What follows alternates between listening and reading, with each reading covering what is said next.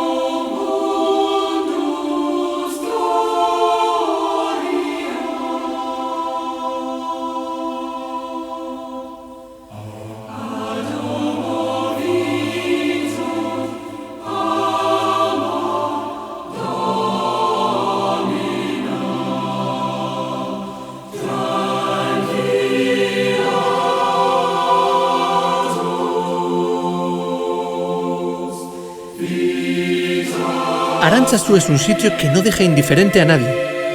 A mí, personalmente, me parece algo maravilloso.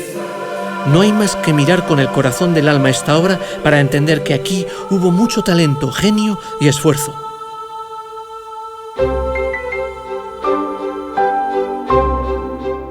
Por eso, y para entender mejor la razón de ser de tan increíble obra de arte, me he citado con Juan Biain, responsable de gestión de la Fundación Arantzazu Gaur Fundazioa. Bueno, pues esto, según yo lo entiendo, es el resultado de una conjunción de artistas, de buenos arquitectos, de grandes profesionales y de muchas cosas que espero que me cuentes.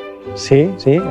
Bueno, la construcción de esta nueva basílica en 1950 supone un punto de inflexión, un giro en la propia historia de la arquitectura y del arte en general, porque se reúnen arquitectos y artistas que entran a trabajar juntos para conseguir una unidad plástica, digamos, ¿no? Pero así la primera novedad, digamos, que sucedió en 1950 fue que para la construcción de esta nueva basílica se convocó un concurso a nivel nacional, ¿eh?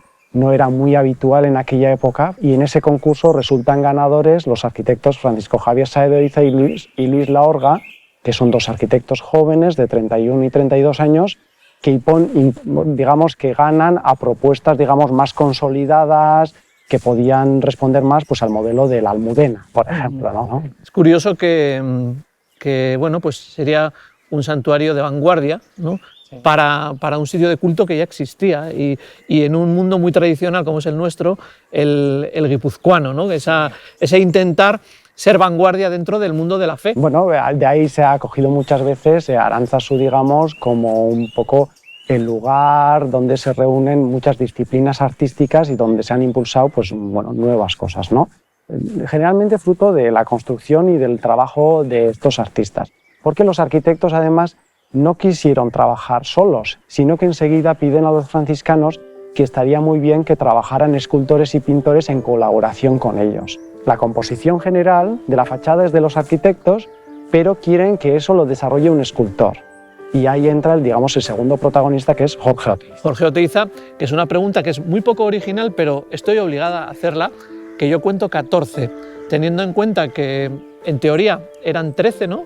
Jesucristo más 12, Aquí hay un apóstol de una bola extra, por decirlo de alguna manera, ¿no? Jorge Oteiza al principio coge el encargo de hacer 12 apóstoles, que son, digamos, lo que conocemos habitualmente, ¿no? Pero enseguida empieza a pedir permiso a los franciscanos si podría meter alguno más. Sí, entonces, el genio es indomable, ¿no? Es indomable. Es verdad que luego Jorge Oteiza, debido a la prohibición, porque esa es otra de las cuestiones importantes, él no pudo ejecutar el trabajo enseguida, sino que sufrió la prohibición de los trabajos escultóricos y también lo sufrieron los pintores, con lo cual 15 años estuvieron los bloques de piedra tirados en la carretera. ¿En serio? En serio. ¿Aquí? Aquí. O sea, que se los podía haber llevado cualquiera.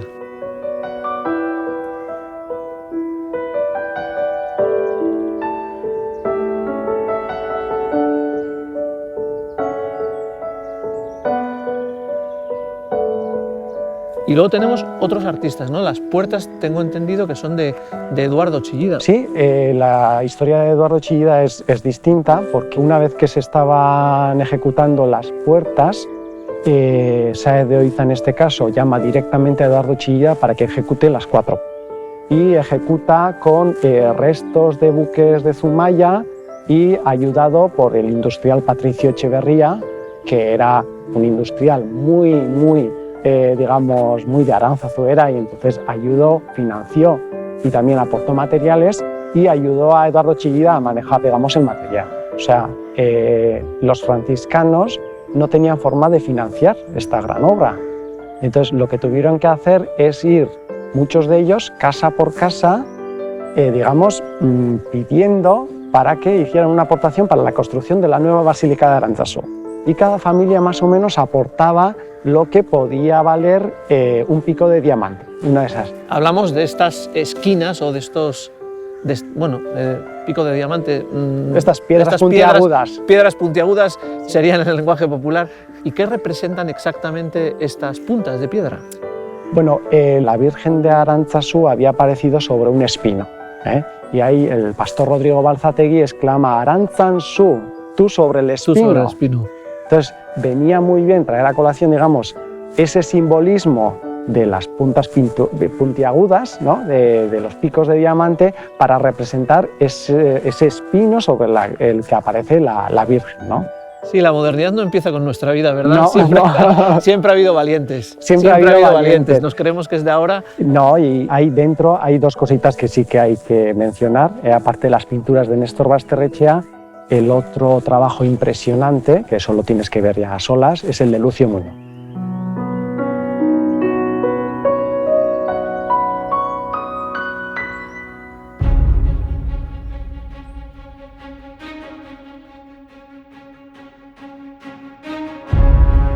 Viendo las pinturas de la cripta realizadas por Néstor Basterrechea, entiendo que cuando se construyó la basílica esto fuera cuando menos chocante. Es la forma de ser, entender y ver el mundo que tenían los artistas que levantaron este templo, completamente diferente a la realidad que nosotros percibimos. Una genialidad. A esto hay que sumar las esculturas de Oteiza, las puertas de Chillida, el edificio de Sáenz de Oiza y la Orga, las vidrieras de Fray Pascual de Ulate y el magnífico retablo de Lucio Muñoz.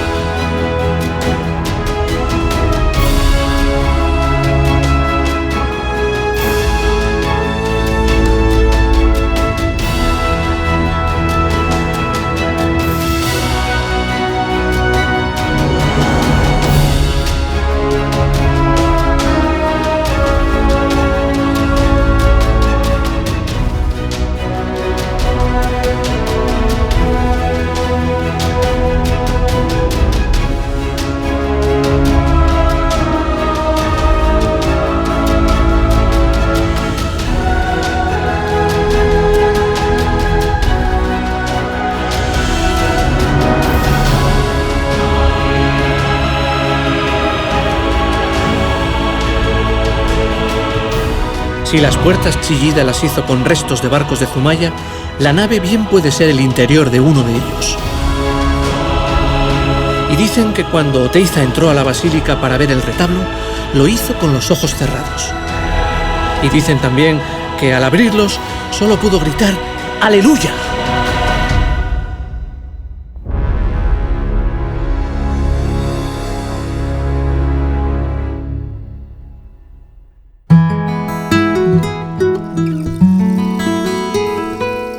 Dejo atrás la basílica de Arántzazú, conmovido por su historia y por la belleza de su arte. Y por este camino también dejo atrás Guipúzcoa, porque a partir de ahora me internaré en tierras alavesas, donde la historia, la orografía y la forma de vida cambian.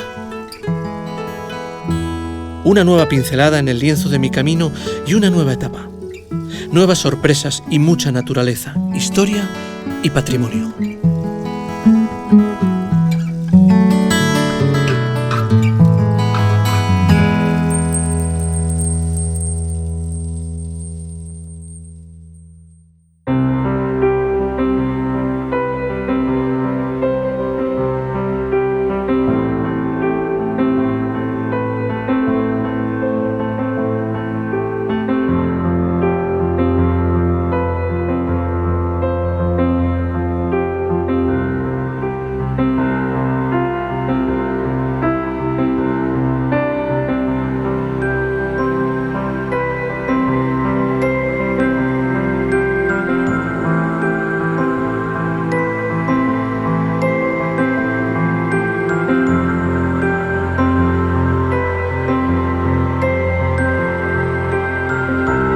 En un día de nieblas como las que solo hay aquí, mientras recorro el Parque Natural de Aizkorri-Aratz, camino de la Llanada Alavesa, sigo pensando en todas las cosas que este camino me ha mostrado ya. Y sigo desgranando todo lo que las gentes que me están ayudando a entenderlo mejor me han aportado. Porque al camino físico hay que añadirle el espiritual, y con tanto conocimiento y patrimonio, el cultural.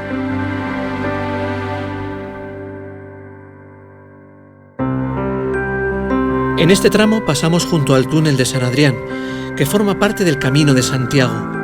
Y es que los caminos se cruzan siempre, de una forma u otra, bien sea al caminar o al vivir, porque la vida en sí misma es ya de por sí un cruce de caminos.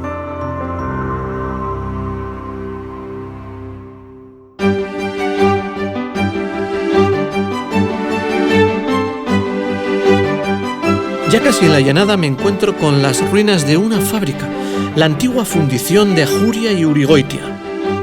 Esta fábrica fue una de las más importantes allá por finales del siglo XIX y principios del XX. De aquí salieron muchos de los arados y las trilladoras que mecanizaron el campo castellano.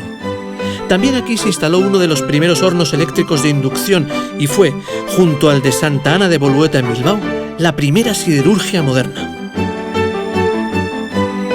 Por eso no me cuesta imaginarme aquí la actividad industrial que ha marcado esta tierra y su cultura, la forja de una forma de ser y entender.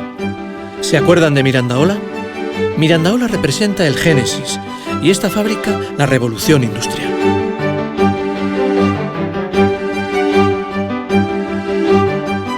Mis pasos me llevan por la localidad de Araya, una población recoleta que saluda al caminante en la entrada oficial por el camino ignaciano a la Llanada Alavesa. Muy cerca, la Cueva del Alece, una impresionante oquedad que se ha convertido en lugar de visita obligada para quienes, como yo, buscamos encontrarnos con la fábula y la leyenda. Leyenda que cuenta que aquí habitaron los gentiles. Y los gentiles son seres de la mitología vasca que, dotados de una fuerza sobrehumana, lanzaban piedras de gran tamaño. A ellos, nada menos, se les atribuye la construcción de los dólmenes. Igual aquí empezó la afición de levantar piedra. ¿Quién sabe? Pero para saber más sobre todas estas cosas y alguna más, me he citado con el arqueólogo Armando Llanos en la preciosa ermita románica de San Juan de Amamio en Araya. Me has elegido un sitio precioso. Pues sí, la verdad, es que es aparte de precioso, es interesantísimo. Siglo XII. Siglo XII. Es de las ermitas románicas más antiguas y realmente es el encuentro ya con la llanada, este espacio amplio del camino. de los caminos. Hoy me he dado cuenta que hay varios caminos. Un día pasé por el túnel de San Adrián, haciendo el Camino de Santiago, y hoy he pasado cerca. Sí, allí es prácticamente donde se juntan los caminos. Los valles aquí, los caminos van este-oeste. La Llanada, las valles de Arana, La Rioja. Y sin embargo, el camino ignaciano va atravesando, va a caballo, saltando de valle en valle. ¿Qué me voy a encontrar a partir de este momento? Mucho y bastante interesante. Encontraremos unos grandes monumentos megalíticos, los dólmenes, que van a estar muy próximos al camino. Sobre todo dos grandes dólmenes aquí de la Llanada Alavesa, que es el dolmen de Sorguineche. La Casa de las Brujas. Casa de las Brujas. Siempre se ha conocido, además descubierto, pues, el dolmen que está oculto. Y luego el dolmen de Guílaz, que este sí que estuvo cubierto por el túmulo hasta que se descubrió cuando sacaban piedra del túmulo para hacer las carreteras, para arreglar todo esto, ¿no? Las ermitas, todo el románico que vamos a encontrar, ¿no? Pequeñas ermitas como esta de San Juan de Amamio del siglo XII, es un románico interesante, además muy pequeñitas, son pequeñas ermitas, pero que las iremos encontrando a lo largo de todo el camino, y que van a enlazar después con todo este gótico. Por ejemplo, en el Valle de Arana, un sitio magnífico, en San Vicente de Arana, que está muy cerquita de donde se pasa con el camino ignaciano, hay una iglesia rarísima y además interesantísima, que es con 2 altares superpuestos, una cosa gótica, preciosa además. A mí me gustaría que todas las personas que sé que van a hacer el camino ignaciano se encontraran contigo aquí, apoyado en esta madera, y les contaras todo lo que me has contado a mí. Bueno, porque ahora mi camino va a ser mucho más agradable y sin duda mucho más interesante.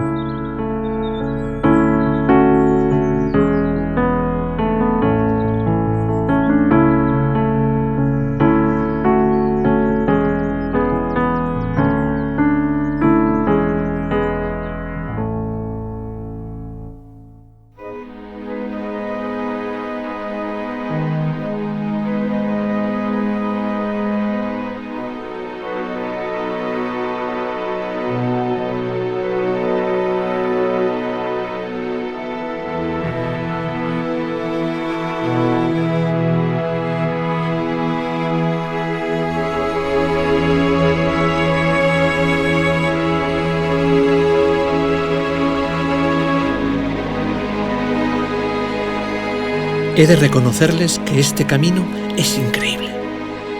Voy a ver lo que me ha descubierto Armando: piedras megalíticas y arte románico. Y en el camino, como él ya me ha adelantado, el magnífico dolmen de Sorguineche.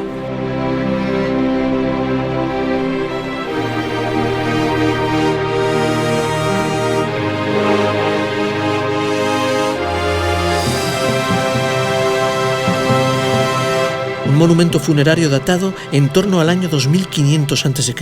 Fíjense, de hace más de 4500 años, y sigue en pie. Prodigioso.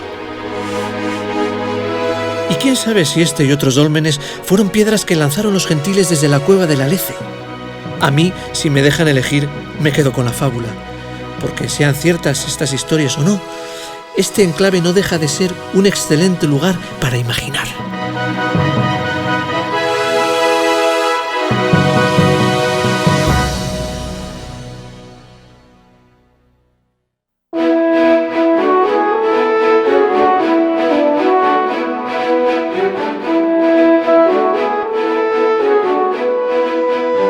Y como bien me indicó Armando Llanos, este camino, el ignaciano, va saltando de valle en valle por la montaña.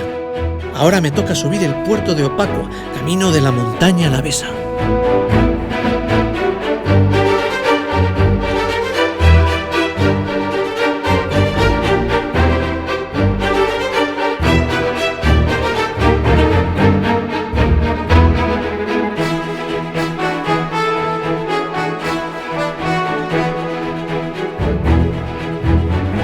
El puerto de Opacua encarna por este lado las primeras estribaciones de lo que después se conoce como la Sierra de Urbasa, ya en la Comunidad Foral de Navarra.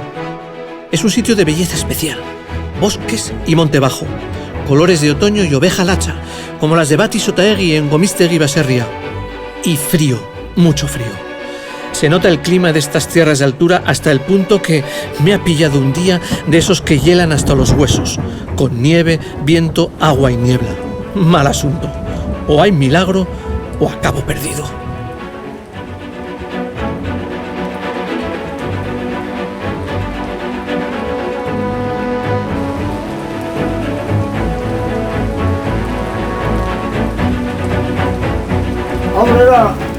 Bueno, pues no sé si habéis hecho la buena labor del día, pero conmigo la estáis haciendo. Sí, es otro que se ha perdido, ¿eh?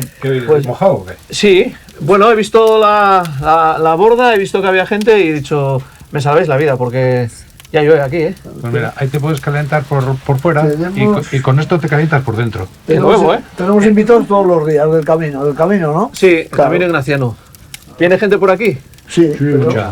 ahí arriba, no sé dónde miran, y siempre aciertan aquí. Siempre acá, y estáis aquí para recibirlos. Muchas veces estamos aquí los domingos, los fines de semana, estamos almorzando y viene la gente, como has llegado tú, y pum, pum, oye, el camino ignaciano y tal. No, pues mira, es por ahí abajo, tienes que tal, se le enseña y se le... ¿Y conocías esto antes, No. este tramo? No, no lo conocía. Pues Es esta precioso. zona es la más complicada de todo el camino. Nosotros hemos hecho el camino el año pasado, hicimos con un grupo de 40 o 50. Sí, por ahí.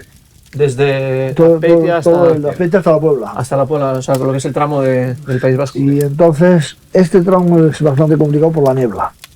Menos mal que has pegado aquí, porque si no podías haber ido hacia Navarra, acabar en Urbasa. Venga, otro traíto, que a ver si vas aprendiendo, a ver si has mejorado algo. Has dicho que hay camas aquí, ¿no? Sí, aquí tienes una... No te pensarás que va. 2 o 3 camas. Está viendo No fuego. hay más que cama, ¿eh? Viendo fuego y vino, la tapa no es y leña de sobra. Quiero decir, peregrinar está bien, pero el tiempo me lo marco yo. O sea, San Ignacio en aquella época estaría meses, no pasa nada. A ver si veo la luz ahí en la cama del pastor.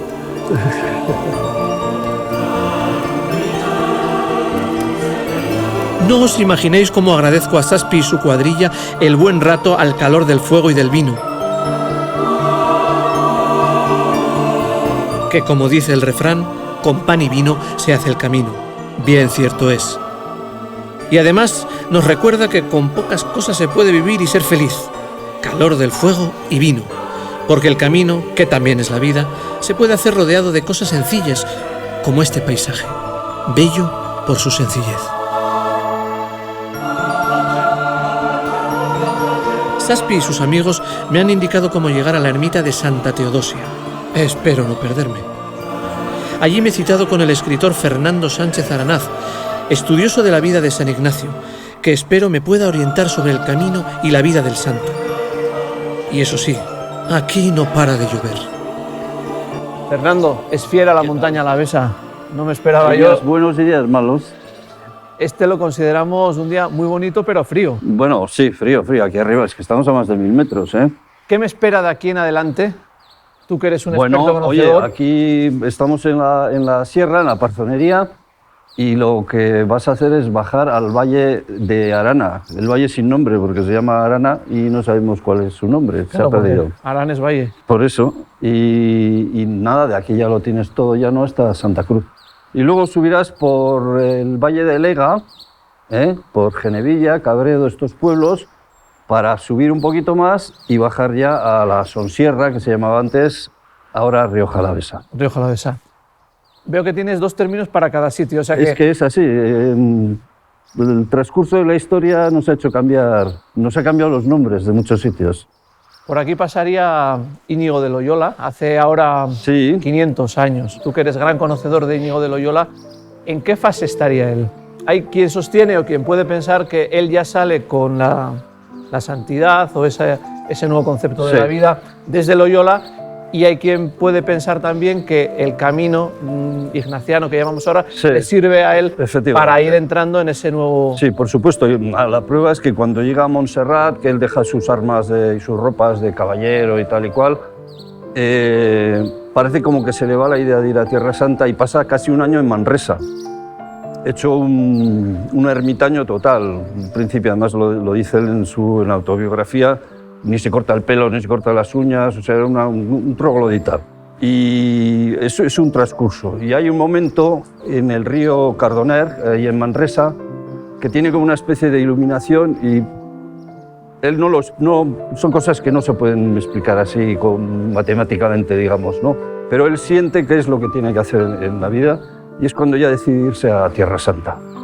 Y escribir los ejercicios espirituales que los Eso lo va haciendo sobre la marcha. O sea, es que en la vida de Íñigo es todo como una transición, ¿no? O sea, él recibe, digamos, una idea que empieza en esos libros en su convalecencia, entonces parece que empieza a escribir cosas que luego le servirán para los ejercicios, pero los ejercicios los va escribiendo durante toda la vida, prácticamente. Has dicho la palabra transición, que es muy bonita, porque al final él se denominaba peregrino, y peregrinar es transitar, es ir de un lado a otro, ¿no? Sí, de un lado a otro físico, pero también de un lado a otro, de un modo a otro a nivel espiritual, ¿no? O sea, qué mejor manera de intentar comprender ese proceso que caminando por el camino ignaciano.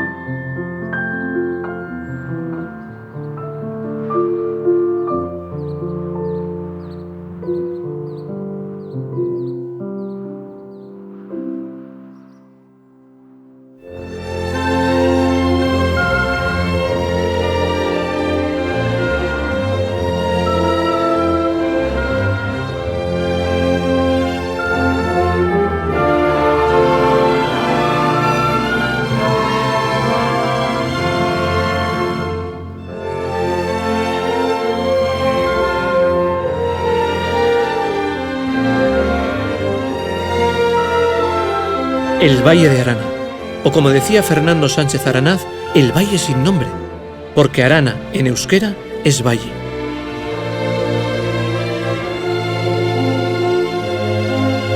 Esta zona es maravillosa.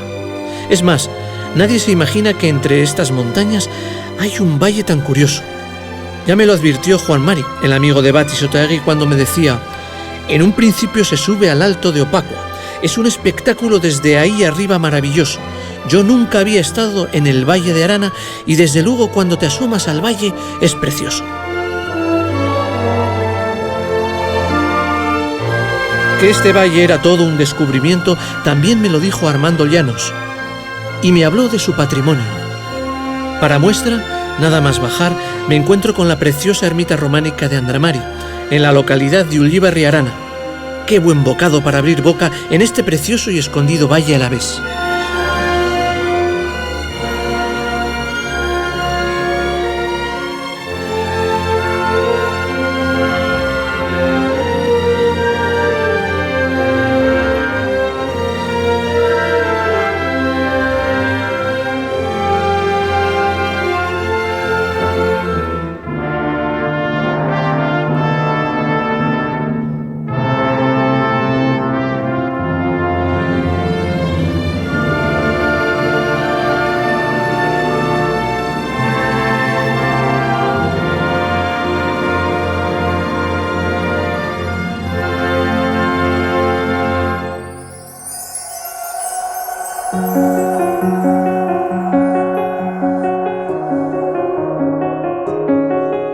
Mis pasos me llevan por las carreteras de este valle a San Vicente de Arana, en donde, como me anticipó Armando Llanos, la iglesia gótica tiene un altar superpuesto, es decir, que tiene dos altares, uno encima del otro.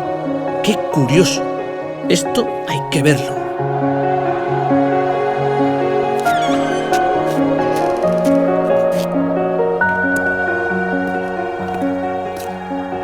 Buenas. Buenos días. Buenos días. ¿Le puedo ayudar en algo? Pues sí, pues me gustaría primero presentarme. Estoy haciendo el camino ignaciano, soy peregrino y estaba visitando la iglesia. Hombre, me parece precioso. Una joya es. ¿Y usted sabe por qué tiene dos altares esta iglesia? ¿Hay alguna explicación? Pues eso sí que yo no. Es que un retablo como eso, la gente viene y lo ve y bueno. Y claro, unos vienen, luego cuentan a otro y viene muchísima gente. Y yo estoy esperando el SAI. Yo en cuanto veo a alguno, le pregunto, ¿te interesa? Si te interesa ver, no tengo que hacer más que la llave y entrar. Esa es la llave Las puertas del cielo. Es usted como San Pedro.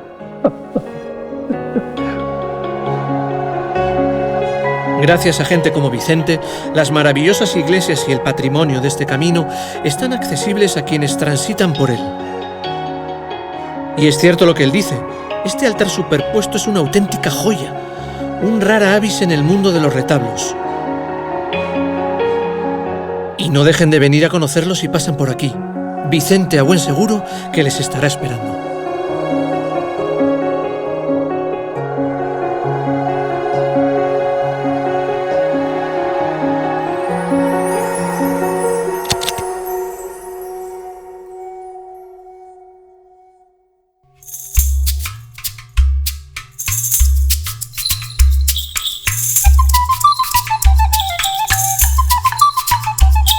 Estas carreteras lo cierto es que tienen algo de magia.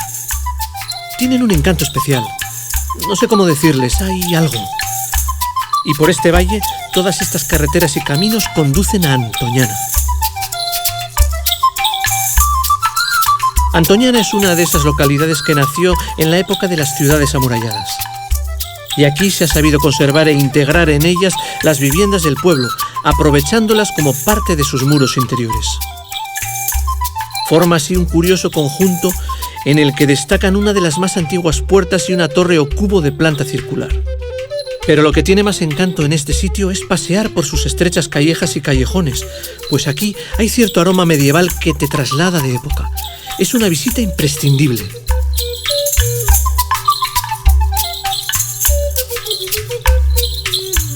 Y aquí está también el centro de interpretación de la vía verde del ferrocarril Vasco-Navarro. Un tren que nació a finales del siglo XIX para ser clausurado en 1967. Fue un ferrocarril de vía estrecha muy importante, ya que unía la localidad guipuzcoana de Vergara con la Navarra de Estella en un recorrido que pasaba por Vitoria y por la montaña alavesa. Hoy conserva estaciones de su trazado original, y si recorren la vía, son muchas las sorpresas que este tramo de la historia les depara. Yo no lo voy a hacer.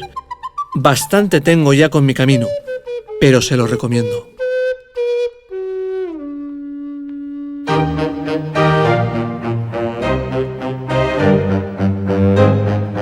¿Qué sitio este de la montaña alavesa? La verdad es que yo, que no lo conocía, me siento fascinado.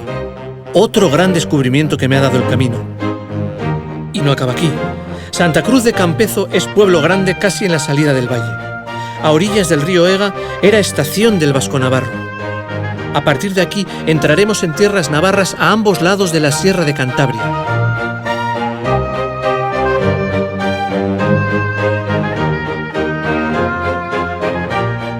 En este lado están las localidades de Genevilla y Cabredo, dos pequeños pueblos que pasan por ser la puerta de salida de este valle, camino de la Rioja Alavesa. La iglesia parroquial de San Esteban de Genevilla es de esas cosas que te da el camino sin que lo esperes.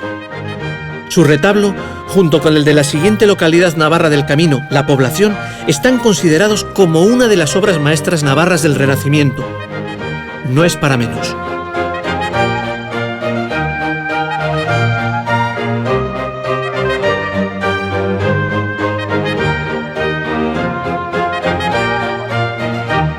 Y el camino, una vez más, se eleva rumbo, como decía Fernando Sánchez Aranaz, de la Rioja Alavesa o la Sonsierra, que las cosas tienen dos nombres, recuerden. En el paso, el imponente León Dormido, un farallón rocoso que es una de las más emblemáticas peñas de la Sierra de Cantabria, un prodigio de la naturaleza. Incluso dicen que ha dado nombre a algún vino de por aquí, porque nos adentramos en las tierras del vino.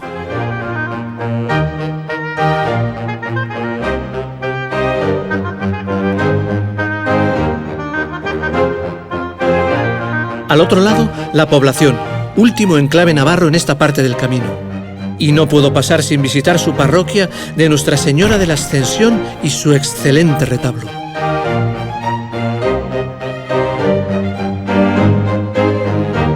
Maravilloso pueblo que hace de balcón al Valle del Ebro, porque desde aquí se ve el valle al que da nombre el río que precisamente dio nombre a la península ibérica, Ebro, Iberia.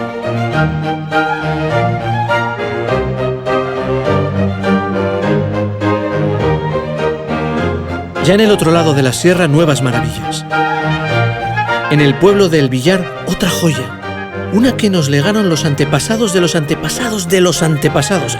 En fin, de hace mucho tiempo. El dolmen de la Chabora de la Hechicera es algo espectacular. Parece mentira que estos monumentos se hayan conservado hasta nuestros días. Bueno, en parte gracias a gente como Armando Llanos, que se han dedicado a recuperarlos. Gracias por conservar este legado. Y mis pasos, fascinados por todo lo que este camino me está dando, se dirigen a una de las más importantes localidades de La Rioja Alavesa, La Guardia.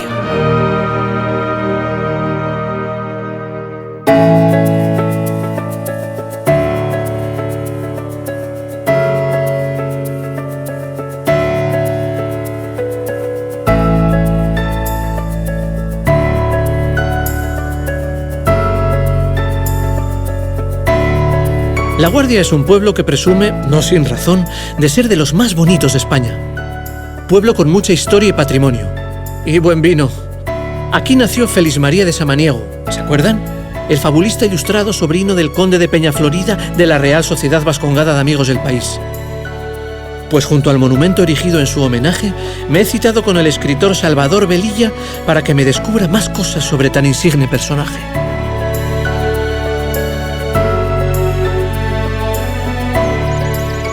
Salvador, aquí al calor del sol de otoño y de Samaniego, personaje importante.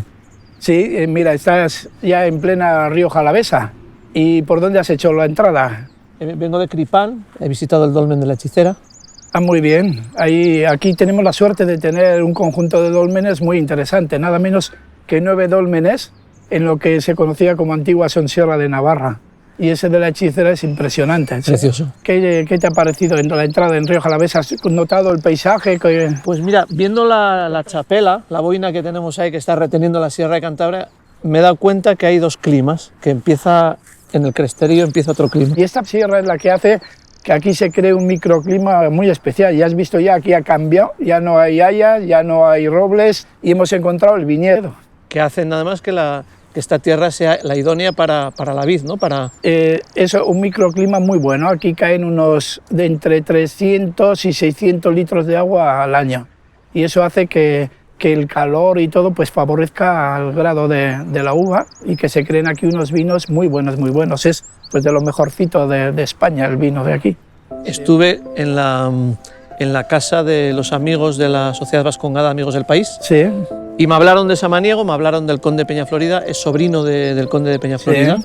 Personaje importante, un ilustrado, que contribuyó, aparte de las fábulas, también a mucho conocimiento de la época. Sí, sí. Este Samaniego nació aquí, nació en una casona que todavía se conserva cerca de la iglesia de San Juan. Estuvo estudiando parece que en Burdeos o en Bayona, y vino como muy preparado y se asentó, pasaba aquí largas temporadas en La Guardia. Lo que se conoce como un ilustrado, ¿no? Un ilustrado, sí, un ilustrado. Y a veces se le ha acusado, ¿no?, de como que no trabajó suficiente por esta zona. Yo creo que sí, que pues tenía viñedos y él se preocupó porque veía que el vino pues tenía que salir, es decir, ¿qué hacían con tanto vino? Y entonces se preocupó por los caminos, por decir, oye, que hay que hacer buenos caminos, e incluso la Diputación pues le envió a Madrid a defender pues unos aranceles que querían poner en aquel momento, es decir, estuvo metido no solamente escribiendo fábulas, que las hizo pues fabulosas, muy fabulosas, de ahí el nombre. Fabulosas, apoyado en La Fontaine y en Esopo, ¿no? Sino que vivió la vida del momento también, supo meterse en la vida del momento, sí. Salvador, tenemos dólmenes, tenemos aldeas medievales, tenemos paisaje, tenemos buen vino, tenemos el camino ignaciano que pasa. ¿Qué más se puede pedir? Pues poca cosa. Yo suelo decir que de cada época, aquí en Rioja Alavesa en concreto, de cada época, desde el Neolítico hasta el siglo XXI, tenemos de cada época una representación muy interesante. Es decir, tenemos pues dólmenes, como has dicho tú, de 5.000 años, de hace 5.000 años, y tenemos las bodegas, pues como la de Gueri o la de Calatrava aquí, Isios, pues del siglo XXI, es decir, templos del siglo XXI.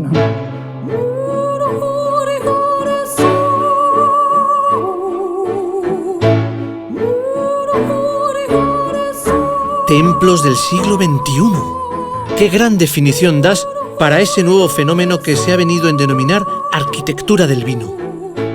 Y no empezó hace mucho, aunque sin duda se ha visto magnificada, como bien apuntaba Salvador, por la construcción de un edificio proyectado por Frank Gehry, el arquitecto del Museo Guggenheim de Bilbao, en las bodegas Marqués de Riscal del Ciego.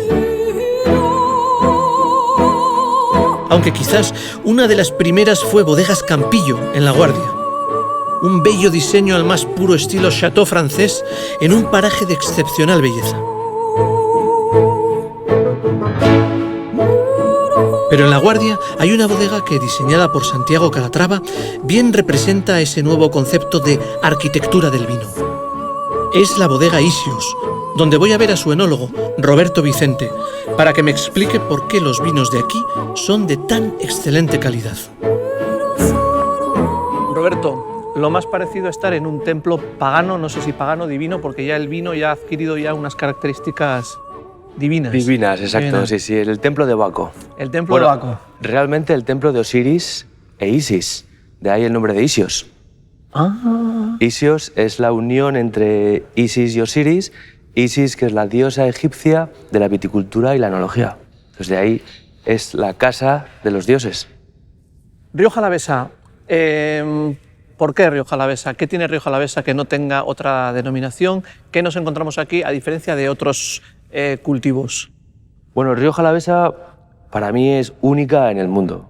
He tenido la suerte de trabajar en diferentes regiones de en Australia, Nueva Zelanda, he visitado Argentina. Creo que Rioja Alavesa reúne factores naturales que la hacen única. Primero, la Sierra Cantabria y su efecto barrera bioclimática que nos protege del frío del Atlántico, y por otro lado nos aporta este suelo arcillo-calcáreo único que tenemos en España. Esto, junto al tempranillo, que es la variedad local y autóctona de aquí, tempranillos viejos adaptados al clima frío, duro en invierno y seco y árido en verano, hace que la uva de Rioja Alavesa sea única. Única en el mundo, aseguras. Para mí, única en el mundo. Y mi tarea como enólogo es llevar al tempranillo Rioja Alavesa a las más altas cuotas de reconocimiento a nivel internacional. Ese es mi objetivo y esa es mi meta. Isios es una bodega que la he visto por fuera y es espectacular. Fuisteis los primeros, digamos, en utilizar la arquitectura en la bodega, casi para crear una sensación de, como hemos dicho, de templo, de catedral incluso, ¿no? De que cuando venga el visitante sienta que está entrando en un lugar sagrado. Eso es, pues Isios fue la primera bodega que en el 2001 se construye con el objetivo de que forme parte del vino. Es decir, el continente es tan importante como lo que hay dentro. ¿Tú eres de los que a lo largo del año sigues el proceso en la viña, ves cómo salen las primeras hojas, los primeros racimos, ¿no? Un poco, ya en enero ya tienes una idea de a ver si este año va a ser bueno, va a ser malo? Sí, bueno, yo creo que el gran cambio generacional que traemos la gente joven es que el foco se traslada de nuevo al viñedo, es el origen de todo. Y eso para mí va a ser el gran cambio que va a traer a los vinos de Rioja y de Rioja Alavesa en el futuro. Es decir, miramos al viñedo desde que salen los primeros brotes y sufrimos con la viña hasta que recogemos la uva. Y para mí darle importancia al viñedo es lo que va a formar parte de los grandes vinos del futuro.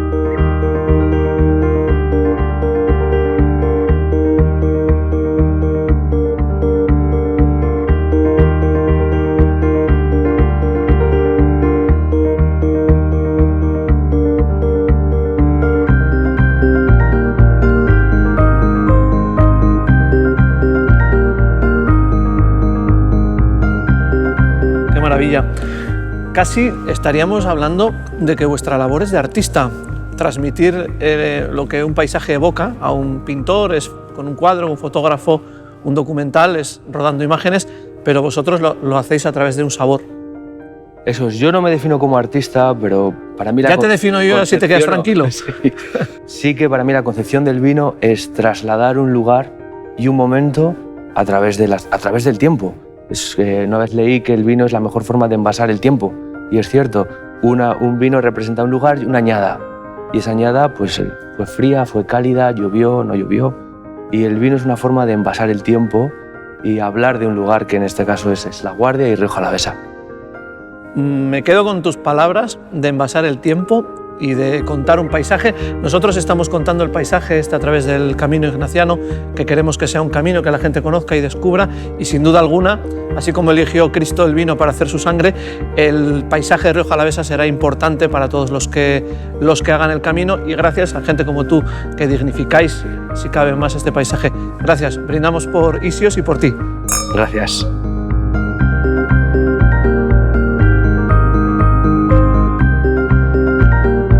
Lo que decimos, que con pan y vino se hace el camino.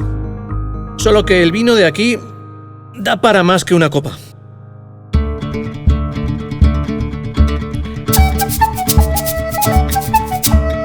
La Guardia es un pueblo extraordinariamente bien conservado. Sus calles y callejas evocan ese aroma medieval que le perdura y que te seduce e introduce en otra época. Porque de otra época son las joyas y sorpresas que esta localidad nos depara. El estanque celtibérico de la Barbacana, considerado el mayor construido de la Edad de Hierro que existe en Europa. Sus casonas y palacios, sus murallas y puertas, el mirador al valle. Todo es un seguir sumando.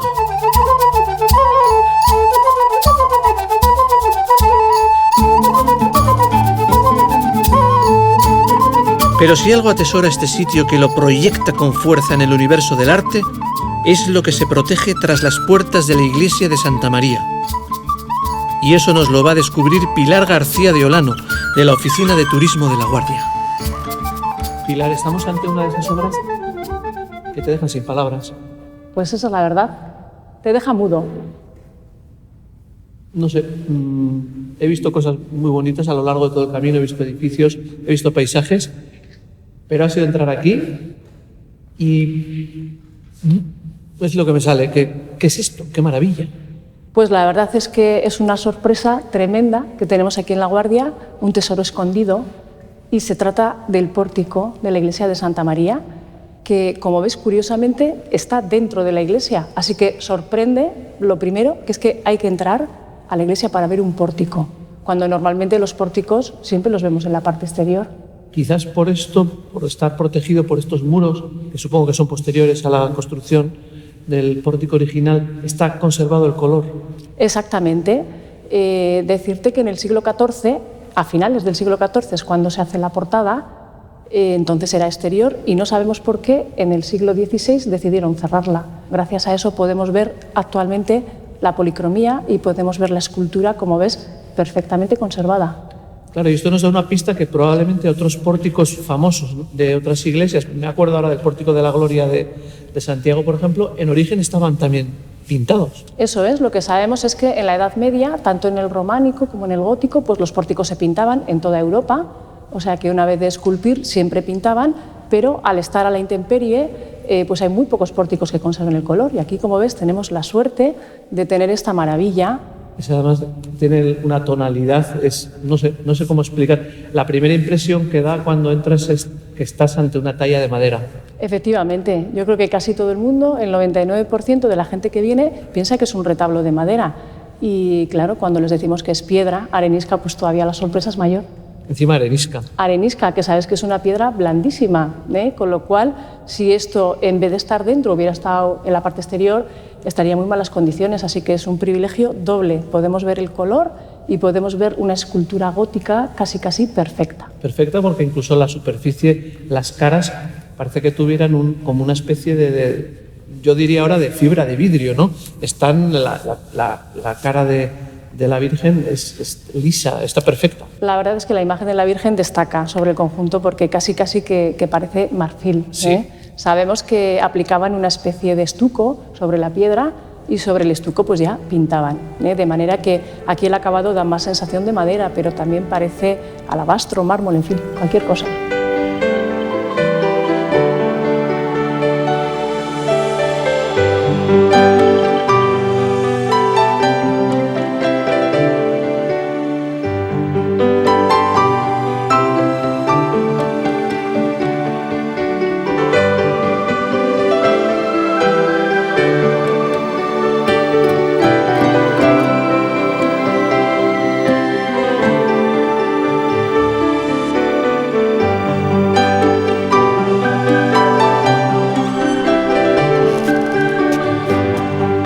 Bien cierto es que el pórtico policromado es la principal atracción de esta iglesia. Pero es que la iglesia en sí misma es otra maravilla. Créanme, pasar por debajo de la talla de la Virgen y entrar en este templo sobrecoge. Bueno, estoy sorprendido de la cantidad de tesoros escondidos que tiene La Guardia. Uno de los tesoros mejor guardados también de La Guardia y que mucha gente desconoce es que tenemos dos pueblos. Uno es el que se ve, el aéreo, y otro es el subterráneo. Porque no sé si sabes, Óscar, que en La Guardia todas las casas tienen excavada por debajo una bodega pequeñita de tipo familiar y que en total son 232 bodegas subterráneas las que hay ocupando La Guardia por debajo, las calles y las casas también. Hay bodegas de estas 232, todavía 2 en uso, todavía se elaboran los vinos y hay varias que ofrecen visitas también. Entonces la verdad es que es muy interesante para toda la gente que se acerque hasta aquí venir a conocer una de estas bodegas. ¿Cuál puedo ver, por ejemplo, ahora? Pues mira, te voy a recomendar una que está justo enfrente de la iglesia de San Juan y que es Bodegas El Fabulista.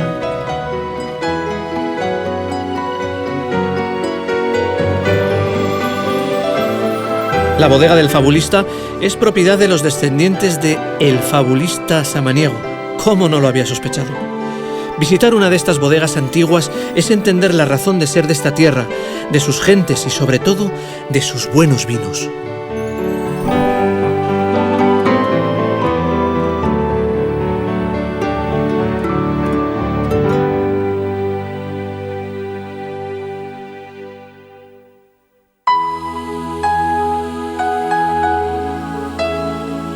Y este camino ignaciano, en su trazado por el País Vasco, toca su fin.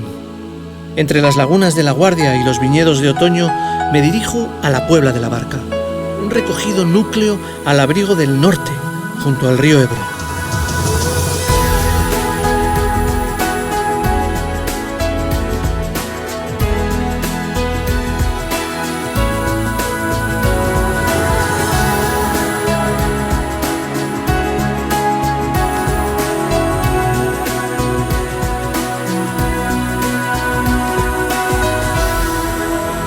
Aquí espero que el jesuita Josep Lluís Iriberri, director de la Oficina del Peregrino, me ilustre acerca de lo que me queda de camino y de los valores del mismo para la gente como yo, los caminantes.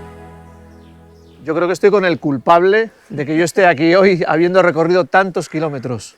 Pues sí, me parece que sí, pero me alegro de que lo hayas hecho y de que te hayas puesto en camino. La verdad ha sido hasta aquí, hasta llegar hasta este punto, ha sido fascinante, maravilloso. Sé que queda todavía. Queda mucho. Queda mucho. Queda mucho. ¿Y cómo es lo que queda? Pues mira, lo que queda es, desde mi punto de vista, es más fácil de lo que has hecho hasta ahora, porque la verdad es que toda esta parte de aquí es preciosa, es la parte más bonita, hay que reconocerlo, y eso la gente cuando pregunta y dice, oye, pero esto del camino ignaciano, Euskadi, ¿qué tal? Y hombre, precioso.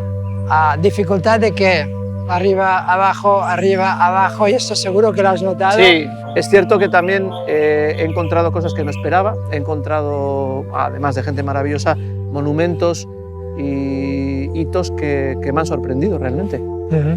Aránzazu, por ejemplo, pero desde luego algunas de las iglesias pequeñas que hay en esos pueblos perdidos, que si tienes la suerte, que no siempre, de encontrar a aquel que tiene las llaves y te pueden abrir y ver lo que hay dentro, hay unos retablos impresionantes.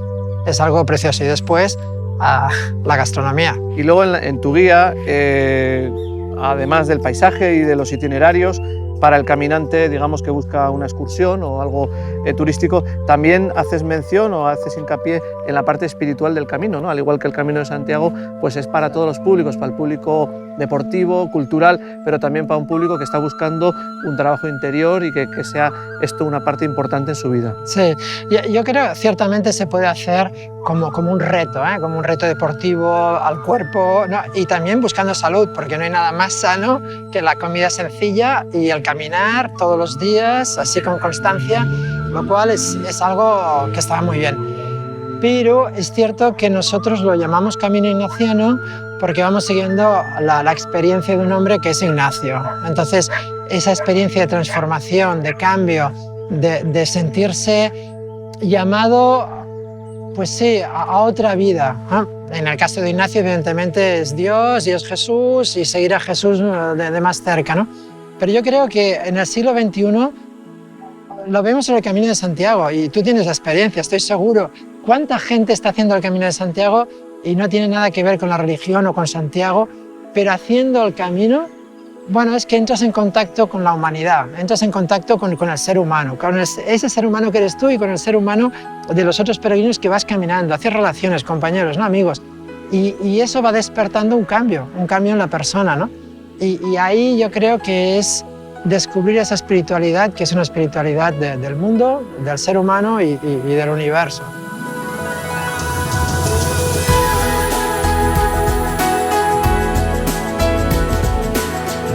Gracias, Josep Lluís, por darme la lectura espiritual del camino, porque este lienzo, que es el camino de cada uno, está aún por pintar.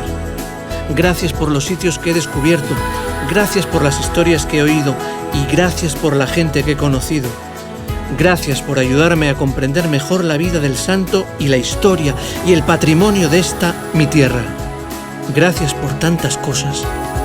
Y gracias al Camino Ignaciano por todo lo que me ha dado hasta aquí y por lo que me seguirá dando hasta Manresa. Y quién sabe si también, como a San Ignacio, hasta Tierra Santa. Pero esa es otra historia.